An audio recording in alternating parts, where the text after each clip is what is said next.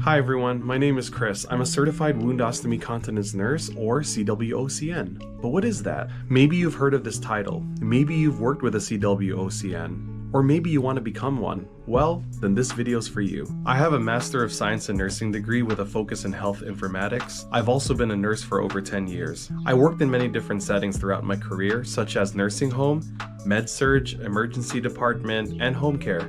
I feel like I've seen a lot of what nursing is. In one of the hospitals where I worked at, there was a big teaching session. It had surgeons, nurses, and management. It was about a wound vac, or negative pressure wound therapy.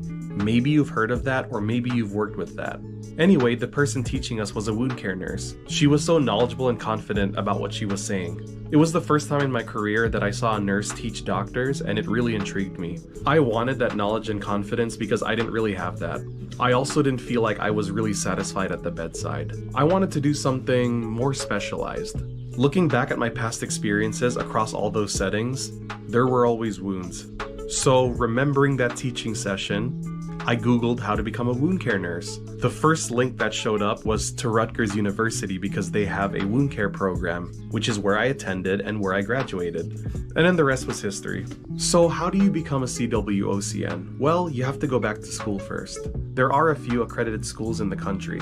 There's an updated list on the Wound Ostomy Continence Nurses Society's website, and I'm going to put the link below. Generally, you need 1 year of nursing experience post-bachelor's degree, and you need a minimum of a bachelor's degree. You can also have a master's degree or a doctoral degree, but minimum of a bachelor's degree. There are also advanced practice nurses like nurse practitioners who also go to these schools. Once you're in school, you go through didactic and then you go through a clinical practicum. Depending on the program, it can take up to 10 months. In the didactic portion, you learn wound, ostomy, and continence care in depth. You can expect writing research papers and also taking exams. In the clinical practicum, you follow a CWOCN so you can practice your skills. This is traditionally done in person, but you can also do it online. Some programs do offer an online option for a clinical practicum, or a hybrid of both.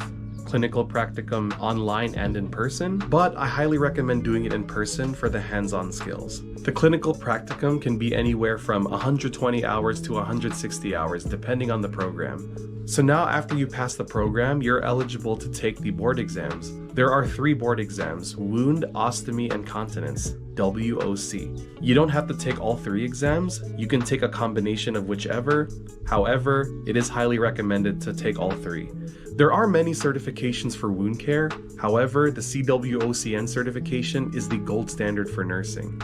It's legally defensible because it is accredited by the NCCA, or National Commissions for Certifying Agencies, and the ABNS, or the American Board for Nursing Specialties.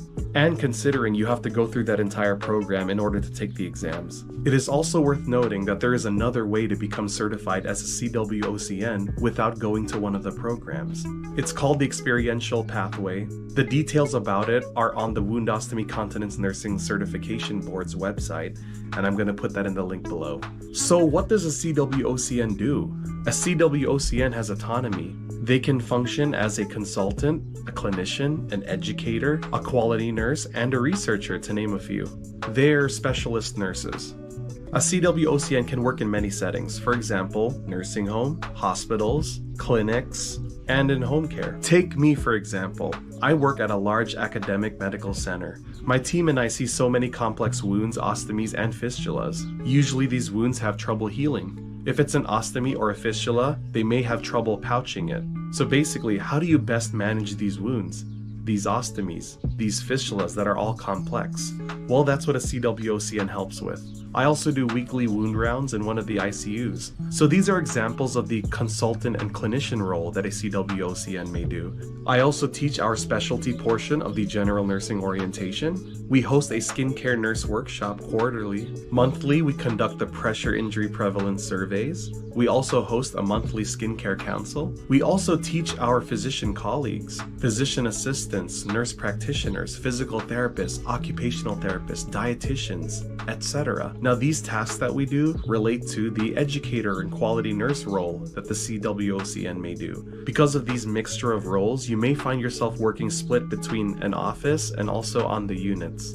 Now, the salary and work hours depend on where you work, but it is competitive because you are a specialist. What I find cool about being a CWOCN is that it's multidisciplinary. The boundaries of skills blend together. For example, as a CWOCN, you may find yourself doing the same wound care and wound treatments as a physician or as a physical therapist. There are so many conferences and conventions that you're going to see all these different professionals.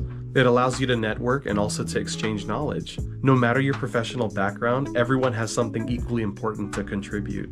So it feels like we're all equals in wound care. And every time I go to these conferences and conventions, I really feel like I'm in a unique career, which is refreshing. I hope that you understand more of what a CWOCN is. If you're interested in becoming one, don't hesitate to reach out to me or a CWOCN that you know. Please like and subscribe. Also, let me know in the comments about some topics you'd want to discuss. Also, stay tuned for my other video about a day in the life of a CWOCN. Till next time, stay vigilant.